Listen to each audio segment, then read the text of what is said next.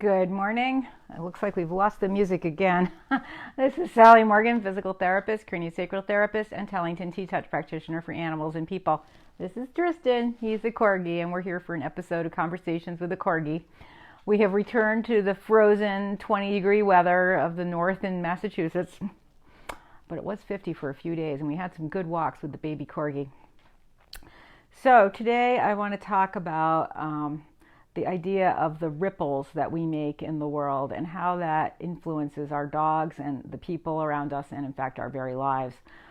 There's a technique in craniosacral therapy called arcing, where you put your hands on the body and you feel where the primary restrictions are based on these ripples that you feel through the body. And we always explain the technique by saying if you throw a stone into a pond and the ripples come out around it, even if you didn't see the stone, you can see where the ripples are coming from. So you look over there. It's the same thing if you see a fish jump in the pond. You know where the fish was because you see the ripples coming away from that area. So we do the same thing with the body, but that applies to our whole lives. If you think about something that may have upset you recently or a long time ago, that event has created ripples out in your life and to the people around you for sometimes years after the initial event. And you can think about this with something traumatic like the loss of a loved one or a pet.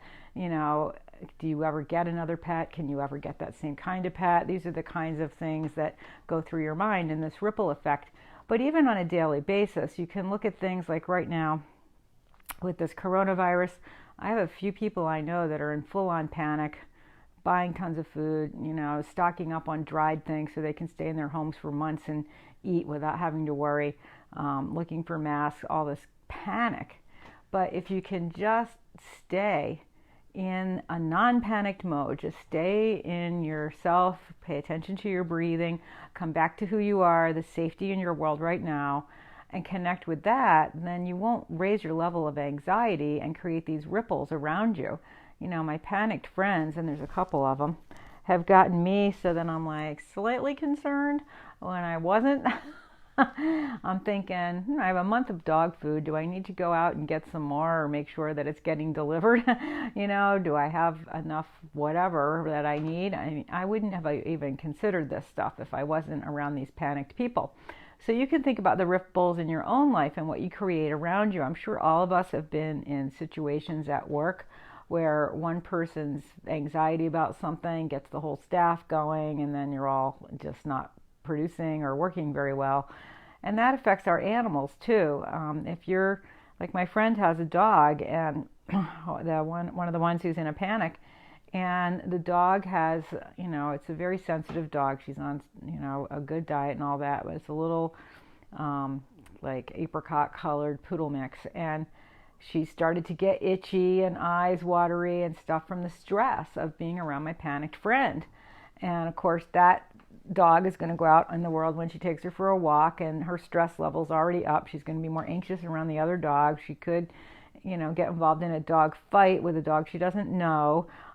She could get sick from something in the environment. So it's really important for us with our animals in particular to try to stay calm so that we don't send out these ripples of anxiety to everyone around us. And we've all seen on Facebook, for instance, where you see one post about something and 6 more about it, and then you get in a panic like, oh my God, what is going on? And, people do this to get our ire up about different things, political things, animal abuse, things like that, what's happening in the world that way. And so you're bombarded with this information until it makes you pay attention to it and then get anxious about it. We are so much better off if we can just look inward, pay attention to our breath, pay attention to just gazing at your dog's eyes, because that produces serotonin and oxytocin in your brain and your dog's brain. And you can just even look in the general direction of your dog or your cat's face. They haven't demonstrated the same results with cats, but I think they don't know how to test that as well as they do with dogs.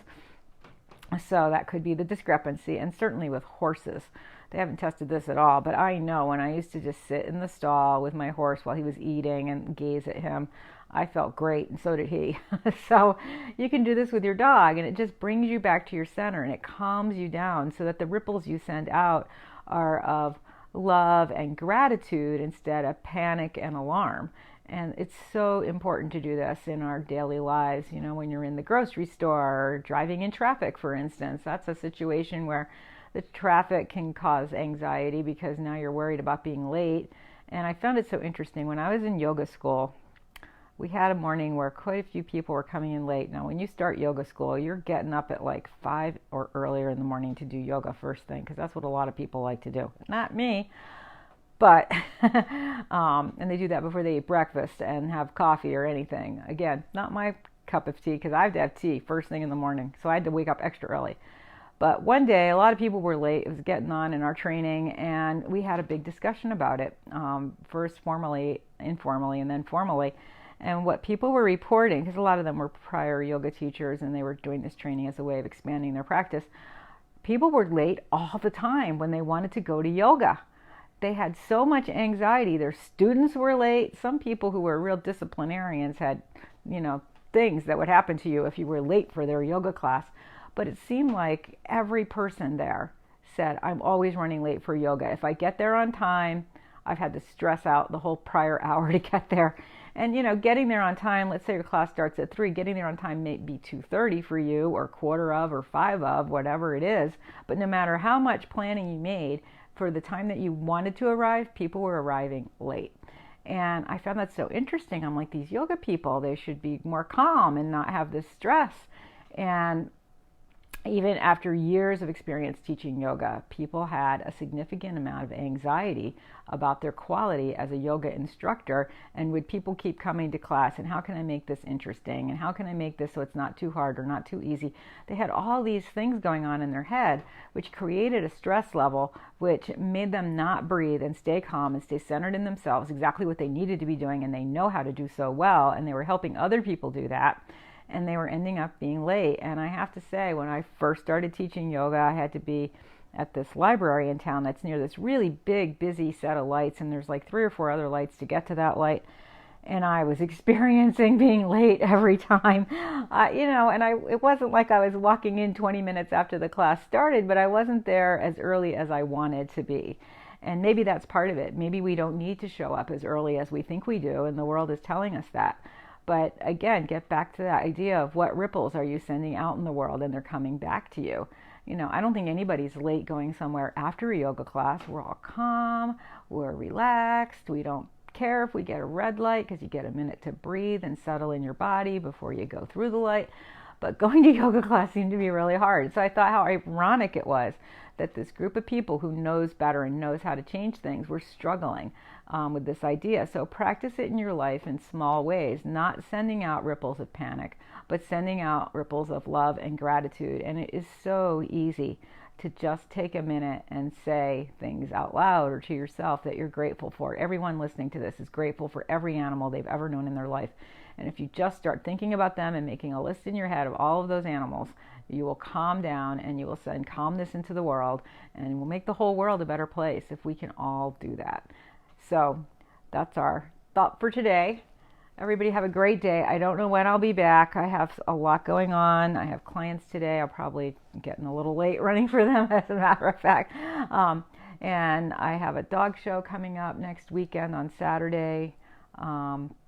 And there's all kinds of problems. We have a little flu situation in some nursing homes here, which is kind of screwing around with my yoga teaching schedule for those places.